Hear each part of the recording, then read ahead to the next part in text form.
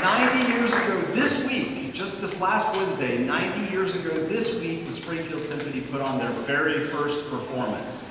Got together in the middle of the Great Depression and said, what this city needs is an orchestra.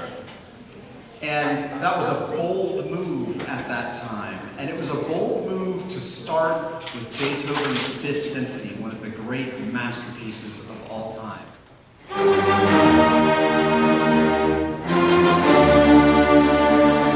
Those people that started the symphony would be very proud to see how it has evolved and the quality of our symphony. It's been a real privilege to be a violist in the symphony now for 50 years and play under 5 different conductors and see the symphony grow from just a civic orchestra to now very much of a semi-professional group. Good, hold them up really good and tall, up on those shoulders. I've enjoyed teaching, mainly been a Suzuki violin and viola instructor now for about 45 years and working with many students and seeing them go on to wonderful careers, not only in music, but in other ways of their lives. And real privilege to be able to play in the symphony with some of my students now play right with me. Nice position, we'll take a bow. The symphony has always contributed a lot with the ensembles going into the public schools. You know, we need to educate children to the wonders of these wonderful instruments. The beginning of the Young People's Concert was during Charles' term. When it started, they were dealing with grades 4th, 5th, and 6th children. They would come in for a concert at Central High School.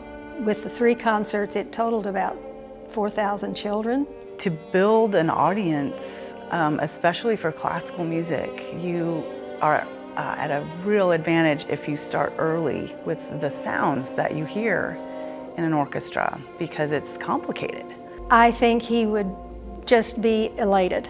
He would feel like that they were carrying on what was close to his heart as far as music for the young children and getting them started early, and I think he would be very pleased. If they work hard and practice and someday maybe be a part of an orchestra like the symphony. It's something that we're proud of, and when you talk about other cities, most of them don't have the luxury of having a symphony. The community of Springfield has always been supportive of music, and it's something that the community needs more than ever. What would our life be without music? It's a community endeavor, so we have to find our way to be able to continue to have the symphony in our community.